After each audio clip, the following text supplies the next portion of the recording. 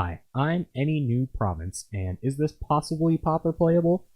That's the question I want to answer about Suncrown Hunters, one of the new dinosaurs we got out of Ixalan. Basically, every time it takes damage, it hits your opponent in the face for a lightning bolt. I tried a couple of shells for these dinos before eventually settling on this list for this week's videos. We tried a teamer-style all-in combo deck that used Fierce Empaths to search up Suncrown Hunters and Sakura Tribe-Elders to ramp into them. I also tried a Mardu Enchantment Toolbox-style deck that would use Shred Memory to go find enchantments to lock down all of our opponent's threats, and other combo pieces to eventually go infinite with Suncrown Hunters. Those iterations had the same problem as most 3-color Pauper decks. They had an inconsistent mana base, and they were a bit slower than what we wanted to be doing. So I eventually came back to this red-white heroic list that seemed to have a pretty good backup plan and could stall out well enough until we could actually resolve our 6-drop and maybe have a chance of protecting it. Let's take a look at how we're trying to ping our Suncrown Hunters and lightning bolt our opponent's face. We have Gut Shot, which we can use the turn we resolve our Suncrown Hunters to make sure we get some value out of our 6-drop the turn it comes down. We'll ping it, and then Suncrown Hunters will lightning bolt our opponent in the face. We have Firebolt, which we can use to remove some of our opponent's creatures and then flash back to hit our Suncrown Hunters to lightning bolt our opponent in the face. We have Flame Jabs, which we can use in the late game to turn all of our extra lands that we draw to ping our Suncrown Hunters and lightning bolt our opponent in the face.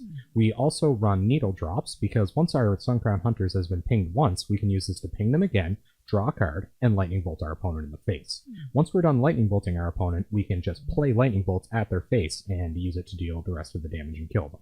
Running this many 1-mana ping spells definitely has its disadvantages. If we don't resolve our 6-drop, or if our opponent's creatures are too big, they're just dead cards. That's why we're trying to target some heroic creatures with them so that we can still get value out of them even if we can't use them otherwise. We have a Crowan Skyguard, which is a 2-mana 1/1 flyer that gets a counter every time it's targeted. That means if we hit it with a ping spell, it'll get a counter first and not die to the 1 damage. We have Citizen Battle Priest, which is going to gain us a little bit of life and give our opponent a speed bump if they're on a fast aggressive start.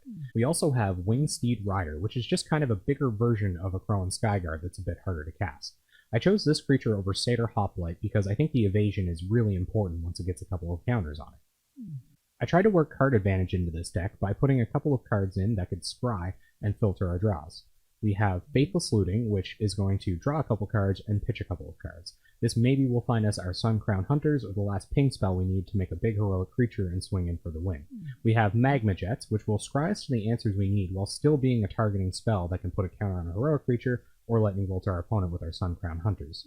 Finally, we have the Needle Drops that I mentioned earlier. Once we scry into something with Magma Jet, we can use this to draw that card off the top at a critical moment. While searching around to see what other people did with Suncrown Hunters, I discovered an infinite combo, and man do I love infinite combos, so thanks for that. If you get a Guilty Conscience on a Suncrown Hunters and then ping it, it'll lightning bolt your opponent and then lightning bolt itself. This would kill it, but we have a Johnny's Presence in our deck to make it indestructible. This card also has Stride, which means we can target multiple heroic creatures to get counters on multiple creatures if we have a little bit of extra mana, making it just a little bit better than it would be in other normal decks. We have one Dawn Charm as another way to regenerate our Suncrown Hunters, which won't save it from the infinite loop of Guilty Conscience, but it will do 12 damage in one shot. It also serves as a fog, and it can counter a Chainer's Edict or a burn spell if we need to do that. Let's take a look at the mana base. We have 4 Ash Barrens, just your standard Pauper fetch. We have 3 Boros Garrisons, which, while it will bounce all of our other value lands if we don't need to have them on the battlefield, it can also put a land back in our hand to pitch to our retrace spell, Flame Jab. We have 2 Forgotten Caves. These are our cycling lands. If we don't need a land at all, we can cycle it away. We have 4 Windscarred Crags, standard Pauper duels. They're going to gain us some life. We have 6 mountains and 5 plains. So all in all, a very balanced mana base in terms of which colors we get on which turns. We need a balanced mana base. We have a lot of different stuff we want to do in these first 2 turns of the game. And here's the sideboard. We have 2 Electrickeries to start. This is if your opponent's on all X1s and you just want to have a good board wipe at 2 mana. We have 2 Gorilla Shamans. This is going to take care of Affinity for sure, and I have to do some reading on what else it's good against. We have 3 Pyroblasts. We're probably pretty bad against control, so hopefully this will counter a couple of our opponent's blue spells to kind of get us ahead. We have 2 Relic of Progenesis, standard Graveyard Hate.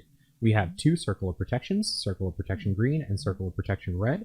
This is for aggro decks, and this is for aggro decks and burn decks. We never really know what we're going to run into. We have 2 Journey to Nowheres. These are hard removal spells. If our opponent is only playing a few big threats, we can take out a couple of our ping spells to put these in. And we also have 2 Swirling Sandstorms. There's been a bit of controversy about these lately, so I kind of want to try them out and see if they can be a pure board wipe when you need them. So there it is, red-white Sun Crown Hunters. I'm not super optimistic for this deck, but I'm really hoping we can eke out a few wins with it. If you want to see more of these videos made, make sure you like and subscribe, or tune in on Tuesday nights at 9 p.m. Atlantic Time to the Possibly Pauper Playable stream over at twitch.tv/Anynewprovince. I've had a lot of fun here tonight explaining to you what I hope to do with this big Dirtily 6-drop, and I hope you enjoyed the deck tech as well. So thanks so much for tuning in, and hopefully I'll see you on Tuesday night.